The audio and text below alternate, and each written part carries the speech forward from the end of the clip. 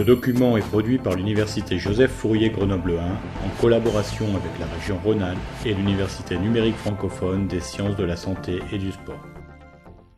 Le chapitre 5 du cours de physiologie cardiovasculaire va porter sur la différenciation fonctionnelle des vaisseaux sanguins.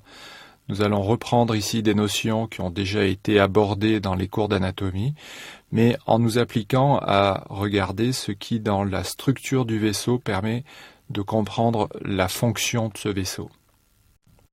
Le plan que nous allons utiliser est le suivant. Dans un premier temps, nous allons énoncer quelques grandes généralités, puis nous regarderons quelle est la structure commune au vaisseau sanguin, et enfin nous étudierons les artères, puis les artérioles, et enfin les veines. Nous avons évoqué en introduction du cours portant sur le cœur le rôle du système cardiovasculaire, qui est d'amener le sang aux différentes parties du corps. Ceci sera rendu possible grâce à un système en circuit fermé, où les vaisseaux sanguins sont les conduits et où le cœur joue le rôle de pompe. Le sang est expulsé du cœur via un système à haute pression constitué des artères qui sont caractérisées par des parois épaisses. Le sang reviendra au cœur par l'intermédiaire d'un système à basse pression constitué des veines caractérisées par des parois minces. Les artères et les veines sont des vaisseaux qui ont des parois imperméables et qui communiquent entre elles par le réseau des capillaires sanguins. Le réseau qui constitue les zones d'échange est schématiquement double. Une zone d'échange pulmonaire et une zone d'échange systémique. Le réseau qui constitue les zones d'échange est schématiquement double. Dans la partie supérieure de ce schéma est représentée la zone d'échange pulmonaire et dans la partie inférieure, la zone d'échange systémique. Si on reprend le même type de schéma, mais qu'on le considère non plus de gauche à droite, mais de haut en bas, nous illustrons la notion de la double circulation. Nous avons deux circuits séparés, en continu et complémentaires l'un de l'autre. Le premier circuit correspond à la circulation systémique ou grande circulation, qui concerne, comme vous le savez, tous les organes. Le deuxième circuit correspond à la circulation pulmonaire ou petite circulation qui concerne uniquement les poumons. Notez que les poumons reçoivent tout le volume sanguin, tandis que chaque organe, individuellement, n'en recevra qu'une fraction. Nous avons dit que ces deux circuits sont en continu d'un point de vue de leur architecture et aussi qu'ils sont complémentaires l'un de l'autre d'un point de vue fonctionnel. Pour associer la structure et la fonction, vous retiendrez que le système à haute pression a des parois épaisses, alors que le système à basse pression a des parois minces. Pour que fonctionne la double circulation, il faut une pompe double. C'est évidemment la distinction entre cœur droit et cœur gauche qui illustre cette notion de pompe double. Le cœur reçoit le sang veineux systémique par les veines caves supérieures et inférieures et l'éjecte dans les poumons via l'artère pulmonaire. Le cœur gauche, lui, reçoit le sang oxygéné des poumons par les veines pulmonaires et éjecte le sang dans les organes via l'aorte. Ces grandes généralités étant faites ou étant revues, venons-en maintenant à quelques notions qui concernent la structure commune des vaisseaux. La paroi de la plupart des vaisseaux comporte 3 couches. On parle également de tunique. L'intima, ou tunique interne, est formée d'une couche de cellules endothéliales, appelée endothélium vasculaire, qui sera en contact avec le sang et par du tissu conjonctif. L'endothélium repose sur une lame basale constituée de collagène, qu'il va lui-même sécréter, et d'élastine. Il s'agira de la lame élastique interne. Cette lame est toujours perméable aux molécules hydrosolubles. Par contre, les protéines trop grosses ne pourront pas traverser la lame élastique interne.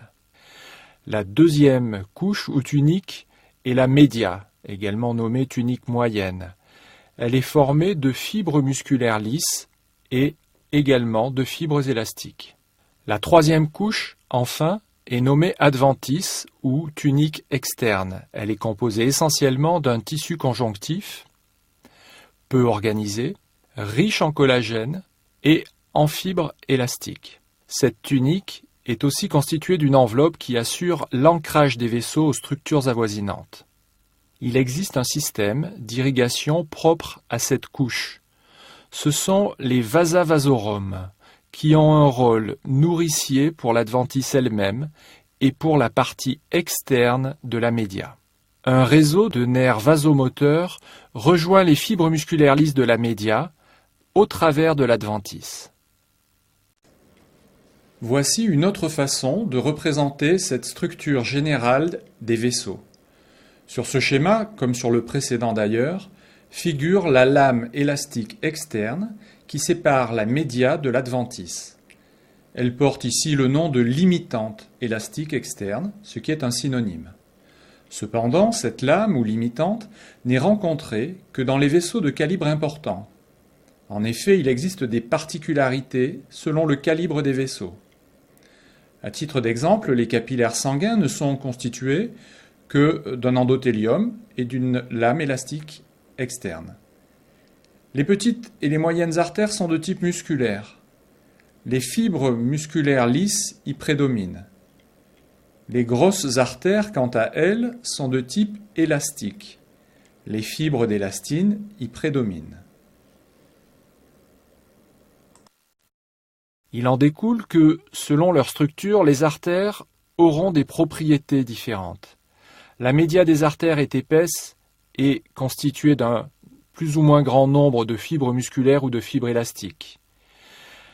Les artères élastiques facilitent la propulsion du sang.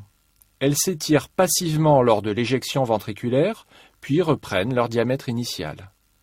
On parlera dans leur cas également d'artères de conduction. Les artères musculaires peuvent présenter des degrés de constriction ou de dilatation différents et contrôler ainsi la distribution du débit sanguin vers les organes. On parlera alors d'artères de distribution. Pour donner des exemples d'artères élastiques, retenez que l'aorte et ses principales subdivisions, de même que le tronc pulmonaire et les artères pulmonaires, possèdent une paroi qui contient beaucoup de fibres élastiques. Ce sont des artères de conduction. À titre d'exemple, le diamètre de l'aorte est de 2,5 cm et l'épaisseur de sa paroi est de l'ordre de 2 mm. Pour ce qui concerne les artères musculaires, nous prendrons l'exemple des petites artères de la périphérie. La média de ces petites artères contient, vous le savez, beaucoup de fibres musculaires. Ce sont des artères de distribution qui, pour un diamètre de 0,4 cm, auront une épaisseur de l'ordre de 1 mm. Parlons maintenant des artérioles. Celles-ci se caractérisent par leur très faible diamètre, environ 30 microns, mais aussi par une paroi relativement épaisse en comparaison à leur diamètre. La paroi, vous voyez, fait de l'ordre de 20 microns. La média des artérioles contient encore plus de fibres musculaires que celle des artères musculaires, ce qui permet à ces artérioles de jouer un rôle capital dans le contrôle du flux sanguin qui atteint les capillaires et donc dans la régulation de la pression artérielle. Les plus petites artérioles sont appelées les métartérioles. Elles relient directement les artérioles et les vénules. De ces métartérioles partent les capillaires sanguins qui ont un diamètre inférieur à 10 microns et qui vont former un réseau très étendu. À l'origine des capillaires se trouvent des sphincters précapillaires. Un sphincter précapillaire est un anneau formé par une fibre musculaire lisse qui entoure l'origine du capillaire. En se contractant et en se relaxant, les sphincters vont permettre l'ouverture et la fermeture des capillaires sanguins et vont ainsi participer au contrôle de la circulation capillaire. On considère qu'au repos, seulement 25% des capillaires sont ouverts, ce qui représente quand même environ 10 milliards de capillaires sanguins, et qu'ils contiennent au repos donc seulement 5% du volume sanguin total. Des méta-artérioles partent, nous l'avons dit, des capillaires sanguins, qui sont donc illustrés sur ce schéma pour former le réseau que nous avons qualifié de réseau étendu. Les capillaires ne possèdent pas de média ni d'adventice. On ne retrouve à leur niveau qu'une couche de cellules endothéliales, formant une paroi propice aux échanges entre le sang et les tissus. Bien évidemment, cette couche d'endothélium est appuyée par une membrane qui est la membrane basale. Cette couche de cellules endothéliales forme donc une paroi dont la capacité d'échange entre le sang et les tissus va dépendre notamment de la façon dont les cellules sont imbriquées les unes aux autres. De ce degré d'imbrication va découler l'existence de 3 grands types de capillaires sanguins, que l'on appellera capillaires continus, capillaires fenestrés ou enfin capillaires discontinus. Les capillaires continus, pour leur part, se caractérisent par une lame basale complète et par un revêtement endothélial continu. C'est ce type de capillaire que nous trouvons par exemple dans le poumon, le cœur, le muscle squelettique et le système nerveux central. Les jonctions entre les cellules endothéliales sont serrées et sont de ce fait relativement imperméables aux protéines. Les capillaires fenestrés se caractérisent quant à eux par une lame basale complète, mais un revêtement endothélial percé de fenêtres. C'est ce type de capillaire plus perméable que les précédents que nous trouvons par exemple dans les glandes sécrétrices, dans les villosités intestinales ou encore dans le rein. Ces perforations peuvent avoir un diamètre de l'ordre de 800 angstroms, soit 8 centièmes de micron. Enfin, les capillaires discontinus présentent des fenestrations plus larges que les précédents, fenestrations qui se prolongent, comme vous le voyez sur ce schéma, jusque dans la lame basale, qui devient incomplète.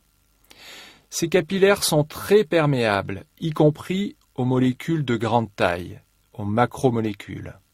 C'est le type même du capillaire hépatique que l'on retrouvera aussi au niveau de la moelle osseuse ou de la rate. Nous trouvons dans le prolongement des capillaires les veines.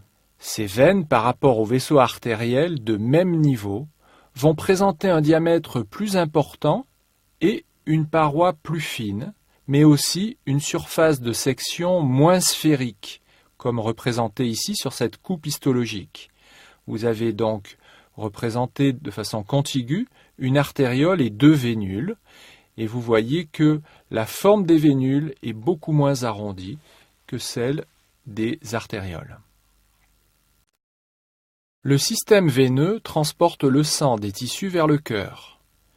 Il régnera à l'intérieur de ce système un régime dit à basse pression, mais aussi à faible vitesse de circulation. D'un point de vue anatomique, vous retiendrez que les veines cheminent parallèlement aux artères. Parfois, dans une même gaine fibreuse, nous retrouverons 2 veines pour une artère. Il existe une distinction entre les vénules qui transportent le sang des capillaires vers les veines périphériques et les veines périphériques qui se jettent dans la veine cave inférieure et la veine cave supérieure qui débouchent dans l'oreillette droite. Concernant les vénules, elles se distinguent des capillaires par leur diamètre plus important, par le fait qu'elles possèdent une intima complète, quel que soit l'organe et le tissu, c'est-à-dire un endothélium plus un tissu conjonctif.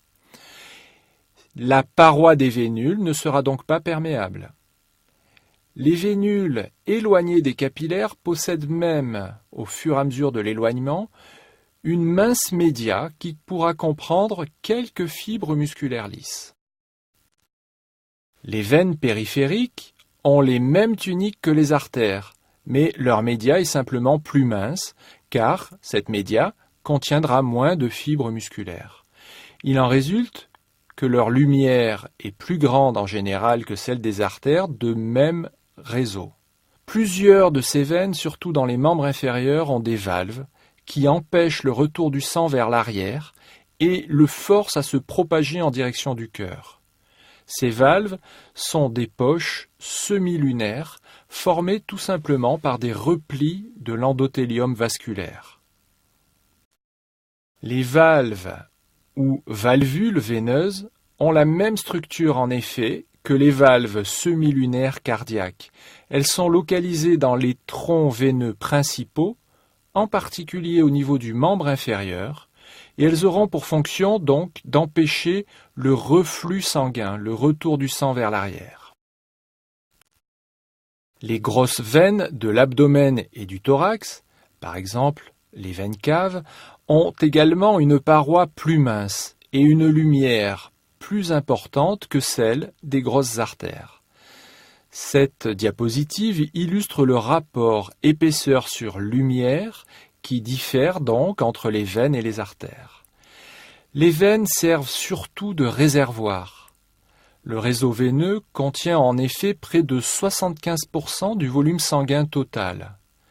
Une contraction de ce réseau diminuera la capacité de ce réseau, alors qu'une dilatation augmentera sa capacité. En résumé, sur ce court paragraphe, je vous demanderai de retenir que les artères sont à la source de la pression motrice du sang. Les artérioles vont moduler la résistance à l'écoulement et vont donc être capables de moduler, de contrôler les débits sanguins tissulaires ainsi que la pression de perfusion de ces tissus. Enfin, les grosses veines de l'abdomen et du thorax sont des réservoirs qui ont une capacité, une contenance de l'ordre de 75% du volume sanguin total et que cette contenance pourra évidemment être modulée selon les situations physiologiques. Je vous remercie pour votre attention.